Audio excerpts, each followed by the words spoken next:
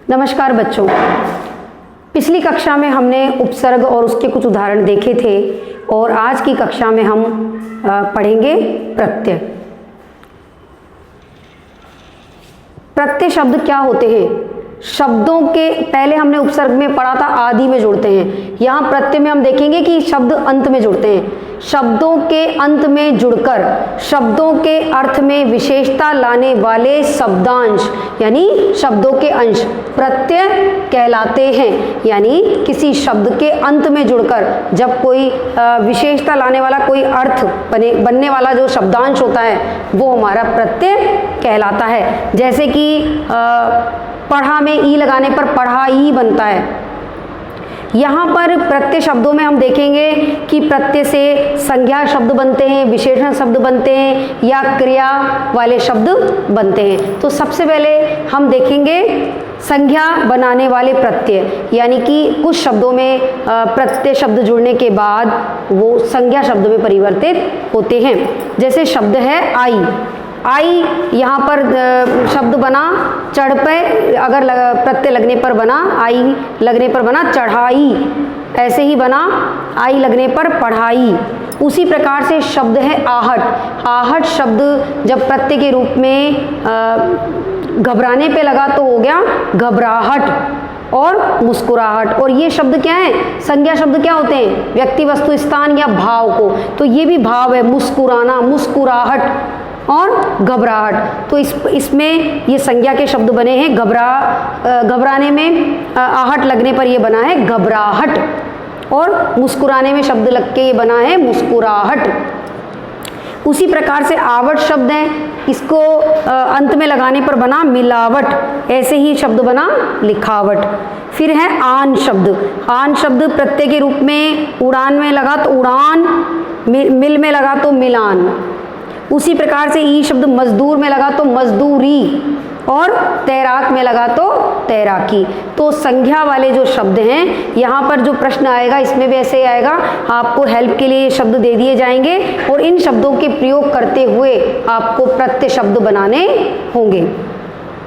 तो इस तरह से हमने यहाँ पर आई, आहट, आवट, आन और ई के उदाहरण देखे कि ये संज्ञा बनाने वाले प्रत्येक शब्दों का इन्होंने कैसे निर्माण किया। ऐसे ही हम विशेषण बनाने वाले प्रत्यय देखें। विशेषण आप जानते हैं जिससे विशेषता प्रकट होती हो, ऐसे शब्द जो विशेषता बताते हो।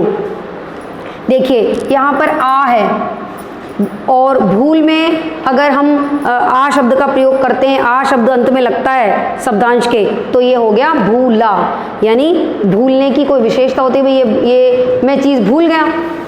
भटका, भूखा, भूख में आ लगने पर ये बना भूखा। इसी प्रकार से आऊ शब्द देखिए, मकाऊ, टिकाऊ, बिकाऊ। फिर है यहाँ पे आवना, लुभावना यानी सुहाना, लुभावना, डरावना।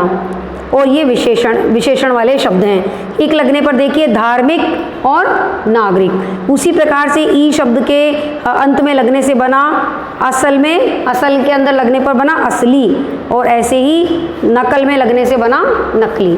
तो ये हमारे वो शब्द हैं जो विशेषण बनाने वाले प्रत्यय हैं। आ, आऊ, आवना, इक और ई। और इसके बहुत सारे उदाहरण आपकी किताब में भी दिए गए हैं। इसके कुछ उदाहरण मैं आपको यहाँ पर करवा रही हूँ। उसी प्रकार से क्रिया बनाने वाले प्रत्यय देखिए, जैसे ता, आ, कर और ना, ये क्रिया बनाने वाले प्रत्यय हैं। जैसे ता डूबने में लगा तो डूबता, चढ़ता, उतरता। उसी प्रकार से आ शब्द है, ये भी क्रिया वाला है। जाग को जागा, उठा, बैठा, लेटा। कर शब्द है, सोकर, उठकर, जाकर, बैठकर, खाकर। कर। ना दौड़ना, खेलना, सोना, खाना, ये सब क्या है? क्रिया वाले प्रत्यय हैं। तो अब हमने यहाँ पर देखा संज्ञा बनाने वाले प्रत्यय, विशेषण बनाने वाले प्रत्यय और क्रिया बनाने वाले प्रत्यय। आगे हम इसके और उदाहरण देखेंगे। तो हम इसके अन्य उदाहरण देखते हैं। जैसे भाववाचक संज्ञा बनाने वाले प्रत्यय, जिसमें पा लगने पर मोटा में मोटापा हो गया, आपा हो गया और बुढ़ापा हो गया। उसी प्रकार से आई शब्द के लगने पर मोटाई, गोलाई और ऊंचाई। फिर है ता शब्द, भाववाचक में सुंदरता और कुरूपता। त्व, बंधुत्व, स्त्रीत्व, व्यक्तित्व। उसी प्रकार से औती शब्द है मनौती, चुनौती।